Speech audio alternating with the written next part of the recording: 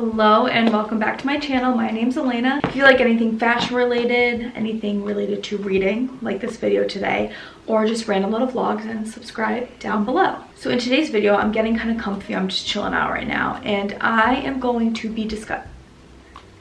My cat's going to be doing a lot in this video most likely, but in today's video, I'm comfy. I'm chilling in my reading chair. So in today's video, I am going to be discussing my future reads list. This is a list of books in my notes app that I want to read in the future. Now, I did originally have around 85 books on this list. I will not be discussing 85 books today. What happened is I just went through the whole list. I alphabetized everything, and I essentially looked at all the books and decided if I actually wanted to read them in the future, or if I only put it on this list because of book talk or other like booktubers. Was I influenced in that way? So I kind of de-influenced myself, and I went from having 85 books on this list down to 39. Now 20 I will be going over today, and I am going to be doing a part 2 where I discuss the other 19. Now the 20 I'm going over today are books that have either the solid 1-star emoji next to it, while the other ones have the 3 little stars. Now the difference is the solid 1-star are books that I really want to read. Almost can't wait to read them. The ones with 3 stars, I'm still enthusiastic to read, but it's not as demanding as my enthusiasm to read the ones with the solid star. Now in my part 2 to this video, which will be filmed on a different day, 19 books are books that don't have either a solid star or 3-star emoji next to them. They just have the title. So that just means books that I've heard about or seen in a store that I thought looked good, but I'm not like super eager to read them. Like I can wait, and I can almost also go my whole life without reading them and I'd be okay. Now I have a few videos that I want to film in the next few months or so that are related to reading and books and whatnot, and they're different topics, but essentially each of them have a little something to do with overconsumption of books. Because I saw, and I will link the video down below, so editing me, remember this, I watched a video of a YouTuber doing like this whole analysis on overconsumption of books. It was very interesting, very insightful. It is crazy, the overconsumption that is going on, that I see on the internet and going on in life. But I didn't realize that we also had an overconsumption issue with books, with reading. And the video perfectly explained everything, and it just made me just more aware. With that all being said, I'm gonna go through the list, but I do want to say I'm not in any rush to buy these books. I currently on my shelf have one borrowed book from a friend that I haven't read, and I have 2 other books that I bought maybe a month ago. And once I'm done with those books, I don't think I'm gonna rush to get any of the books I'm listing. I definitely am eager to read them, but I can be patient, I can wait. I do also think there's an issue with trying to read as fast as you can and trying to get this many books in. Some of these books that I'm eager to read, I may not read for another 3 years from now.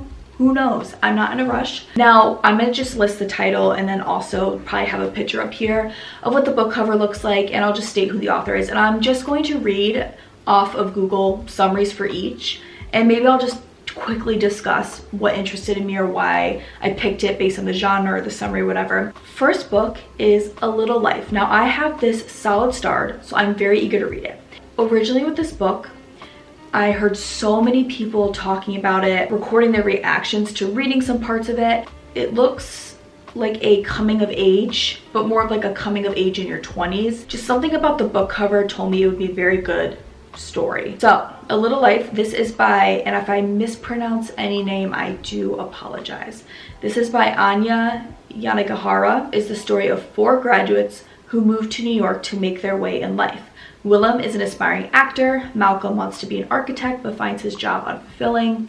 JB is talented in trying to break his way into the art world, and Jude an ambitious, brilliant lawyer but deeply troubled. I don't know why it reminds me of the movie St. Elmo's Fire. along the lines of that, I feel like in this book, the four friends are going to kind of fall apart and break away from each other, and they're navigating their life. That is the first book on my list, is A Little Life. So the next book on my list is Beautiful World, Where Are You? Now this has the 3 stars. I am anticipating to read this eventually, but I'm not as eager, like I explained in the intro, as like A Little Life or the next book that I'm going to get into. If I'm going to eventually go to the library and check out some books, I'm going to start with my solid stars before I go into my 3 stars, unless all I see available is ones that are my 3 stars. By Sally Rooney. Beautiful World, Where Are You? Is a question her 2 main female characters, best friends from college, now on the cusp of 30, grapple with repeatedly in their struggles to figure out how they should live and find meaning in a troubled world that has become increasingly unviable on multiple levels, economically, ethically, and emotionally. This is based in Dublin, Ireland.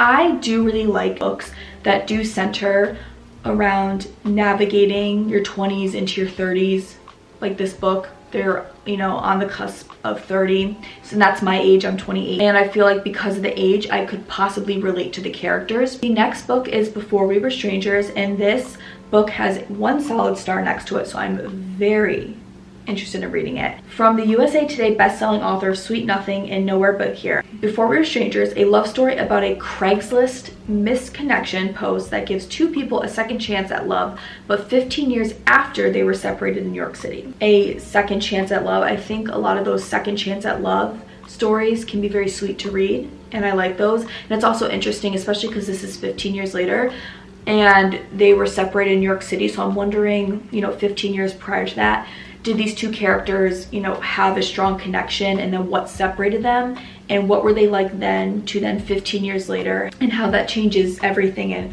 who they became and what they did and how their lives turned out over the course of 15 years. The next book is Bunny, and this has 3 stars. I think it definitely piques my interest. I just think I've heard so many different things that I was kind of like toying with it, and I wasn't really sure. But after reading the summary today, I was like, no, let's keep it on the list.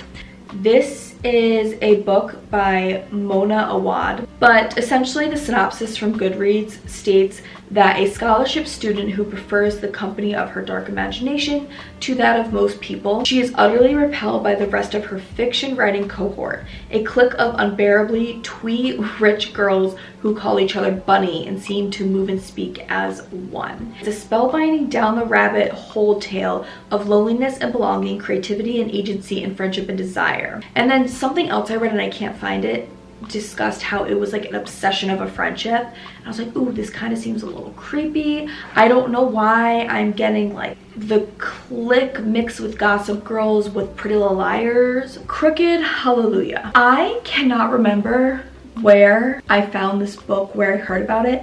I don't even think I saw a video or anything. I think I just randomly stumbled upon it. This is by Kelly Jo Ford. It's an ode to the fearsome bond between mothers and daughters. Leah tells the stories of Justine, a mixed blood Cherokee woman, and her daughter Rennie, as they move from eastern Oklahoma's Indian country in the hopes of starting a new, more stable life in Texas amid the oil bust of the 1980s. And I just think it looked like a very good book, a very good read, had some meaning to it. This also says that Ford weaves indigenous history into her spellbinding narrative, exposing displacement, unacknowledged violence, cultural erasure, relentless racism, and socioeconomic disparity. The next book is Everything I Know About Love. This book is by Dolly Alderton, and this is a book that I kept seeing all over TikTok. That is the first place I saw it, and I really want to read this.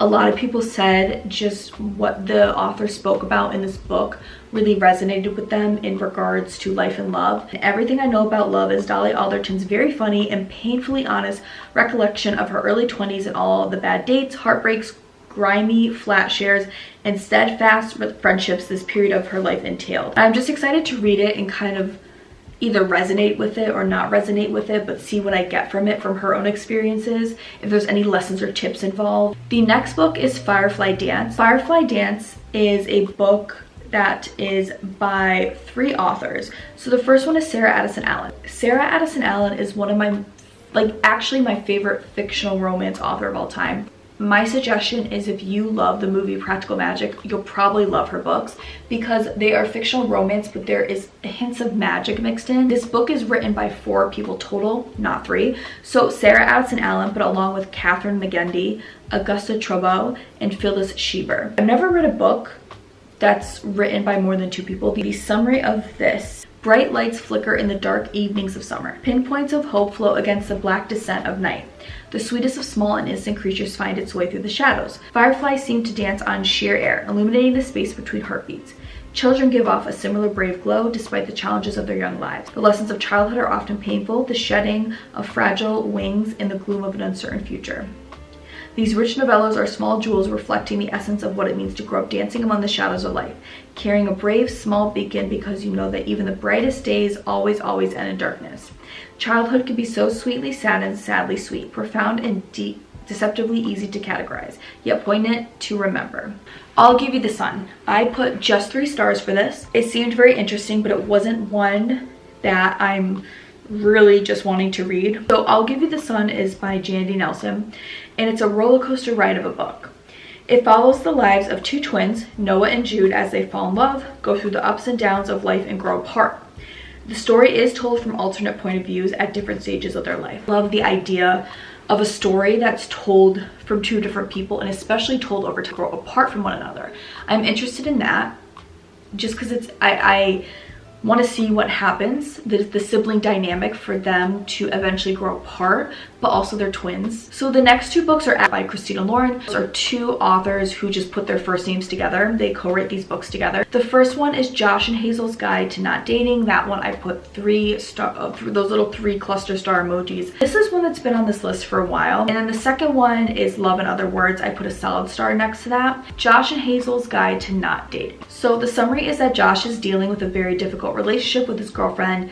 She's materialistic, she's shallow, her name is Tabby. So he figures out she's been cheating on him. He finds himself spending more time with Hazel. Deeming themselves terminally undateable due to their personality quirks, they decide to double date in tandem. It seems like it's going to be a friends to lovers. What, off of that summary, I'm intrigued in reading it because I'm like, well, what made Hazel deem herself as terminally undateable? Also, Josh and Hazel's Guide to Not Dating, for some odd reason, the title reminds me of the movie, what is it, Nick and Nora's Infinite Playlist. Love in Other Words, the summary also reminds me of the book I talked about earlier, Before We Were Strangers, a second chance love story. So there it is again, second chance. I love a second chance love story, but it's told in alternating timelines about 2 people who met and fell in love while growing up, but then they re-met 11 years later. Macy and Elliot met during an open house when Macy found Elliot reading a book in a closet, and that's where it ends. And I'm sure there's more on Goodreads from what I'm seeing to read about it, but I don't want to give too much away to myself. This is one I definitely want to read. I think Christina Lauren, their books are just kind of sweet and entertaining to read. Make Her Proud, I'm debating turning from the 3 cluster of stars to a solid star, because the more I think about it, the more I feel like I'd want to read it sooner than later, and I really feel like the author and what they're writing about really resonate with me. This is by Susan Aubin, and Make Her Proud is a collection of heartfelt poetry and reflective letters to author Susan Aubin's younger self, speaking to the girl she once was through the eyes of the woman that she is today. So this book is personal and meaningful, and it touches upon subjects like self-love and understanding the power of one's passion. So it's also centered around self-care, embracing whom you see in the mirror. I feel like I could really resonate with this, just looking back on my younger self and kind of, you know, speaking to the little girl and what she went through. I feel like this book, I should probably just change it to a solid star. The next one is only 3 cluster of stars, and it is Maybe in Another Life. So this is by Taylor Jenkins Reid, and I only did the 3 little stars because I've read Daisy Jones and the Six, and I have also read The 7 Husbands of Evelyn Hugo. I liked that one. No, I'd maybe read it again, but it didn't intrigue me or captivate me as much as Daisy Jones and the Six did. I didn't really like the show that they ended up producing. So that's why I did only 3 little cluster of stars for this book by Taylor Jenkins Reid, because, you know, I would suggest her to other people, but she's definitely not my utmost favorite like Sarah Addison Allen or even Emily Henry. Now, it's about a young woman whose fate hinges on the choice she makes after bumping into an old flame. So right away, that reminds me of that Netflix movie. I think it's called Look Both Ways. And then it says, in alternating chapters, we see two possible scenarios unfold with different results. At the age of 29, Hannah Martin, the main character, still has no idea what she wants to do with her life. I like the idea of a story that shows two different or multiple scenarios that could happen based on a choice that you make. Is it fate or is it free will? The next book is Neon Angel. Now this is by Sherry Curry. If you don't know who Sherry Curry is, she was the lead singer of the band The Runaways. They were like, I think 16 and 17 at the time when they made it big. They were teenagers, they were high schoolers. And Sherry Curry seems like she had quite the life. A shocking, funny, and touching recreation of a bygone era of rock and roll that chronicles the Runaways' rise to fame and ultimate demise. Because they were very short-lived, and they had, I think, kind of an explosive breakup. So Neon Angel is also an intensely personal account of Sherry Curry's struggles with drugs, sexual abuse, and violence in a decadent, high-pressure music scene. It's a look at the rock music in the gritty post-glam era. Even before I knew about this book, I was always interested in Sherry Curry's life before the Runaways, during the Runaways, and especially after, like the result of everything she went through. Because all five of them were like, what, 16, 17? They were pretty young, getting put into this rock and roll scene. So from prior to this book, she went through a lot. She dealt with a lot. I can't wait to read about the dynamics of the band from her personal account. That is Neon Angel by Sherry Curry. I gave it 1 solid star because I do love a good autobiography. The next book is Out on a Limb. Now I gave this one to 3 cluster of stars. This is by Hannah Bonham Young. Now this book, I believe Haley Pham had talked about. It seemed very cute. Winifred McNulty has always been wildly independent, not one to be coddled for her limb difference, when has spent most of her life trying to prove that she can do it all on her own. And with some minor adjustments, she's done just fine. That is until she has a one-night stand with the incredibly charming Beau, a perfect stranger, and that one night changes everything. She becomes pregnant after that one-night stand. So with Beau, he is surprisingly elated to step up to the plate. Wynn finds herself unsure whether she can handle this new challenge on her own or if she'll need a helping hand. Together, they decide to get to know one another as friends and nothing more, but as they both should know by now, life rarely goes according to plan. I'm interested in it because this is clearly a love story that they're about to be parents and they don't even know each other. The next book is Starling House. I gave this one 3 cluster of stars by Alex E. Harrow, and it's a gothic fantasy novel. This book, I believe, is the book that I saw at the small business bookstore up in New Hampshire when I did like a hiking weekend with friends. And it's based on the town of Eden, and this town blames its bad luck on Eleanor Starling, the mysterious 19th century author who first owned the Starling house that's in this town. So according to the town lore, Eleanor murdered her husband and used his money to build the terrifying and strange mansion that haunts them all. But the truth is never as simple as it seems. Gothic fantasy novel. Okay, I don't read too many of those. So I'm interested in Eleanor's story, what the real truth is, because it just said the truth is never as simple as it seems. You know, maybe she did kill her husband, but why did she? Next one is The House Across the Lake. This is a solid star.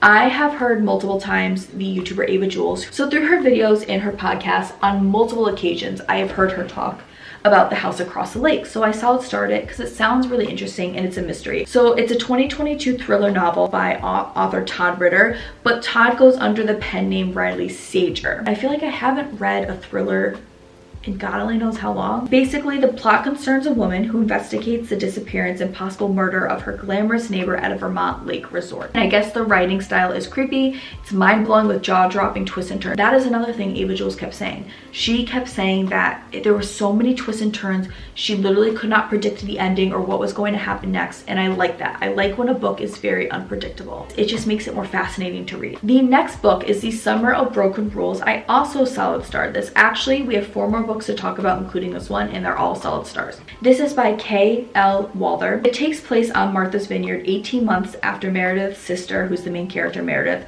after her sister died in a car accident. Just based on the fact that it's in Martha's Vineyard, it reminds me of the 2 books, Family of Liars and We Were Liars. That's immediately what drew me to this book when I kept seeing it. Meredith isn't sure that she's ready to go back to the annual tradition of a week on Martha's Vineyard without her sister. But there's a family wedding on the island, and this summer is a good reason to try. So she's got like a bit of something that's that'll push her to go. And this is a fictional romance. There is a family tradition of playing the game Assassin, and of course this year it'll take place during the week of the wedding festivities, so it's perfect. And also Meredith's longtime boyfriend unexpectedly dumped her 2 weeks before the wedding, and her target during this game happens to be a very cute groomsman. She's determined to not let herself get distracted, not let herself be lost in another doomed relationship, but as the week progresses she can't help falling for him, which may cost her not only the game but also her heart. It just seems like a sweet story, but obviously the main character is going to be dealing with a breakup and most importantly sadness and grief over the death of her sister. I'm just interested in kind of how that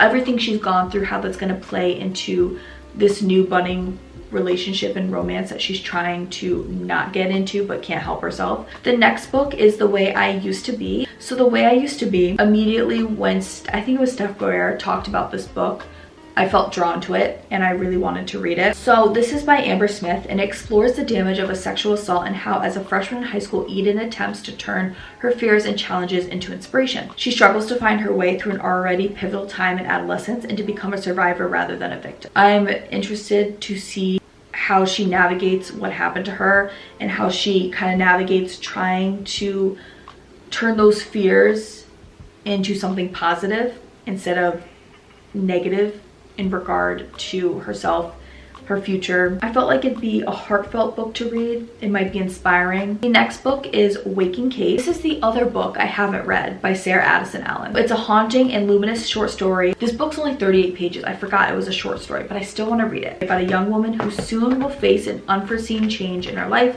So one sticky summer day, as Kate is waiting for her husband to come home from his bicycle shop, she spots her distinguished neighbor returning from his last day of work after 6 decades at Atlanta's oldest men's clothing store. He tells Kate a story of love and heartbreak that makes her remember her past, question her present, and wonder what the future will bring. Also a short fiction tie into Allen's 2014 bestseller Lost Lake. I remember Lost Lake. I loved reading that book. I'm interested to see what he tells her about love and heartbreak and what that impacts about her love life with her current husband, if it's in a negative way or in a positive way, and the outcome of that. The last book we have that is also a solid star is Wildwood Whispers. So this book is by Willa Reese. The summary says Mel Smith's life is shattered after the sudden death of her best friend Sarah Ross. In an effort to fulfill a final promise to Sarah and also to find herself again, Mel travels to an idyllic small town nestled in the Appalachian Mountains, but Morgan's Gap is more than she ever expected. There are secrets that call to Mel from a salvage remedy book filled with the magic of simple mountain traditions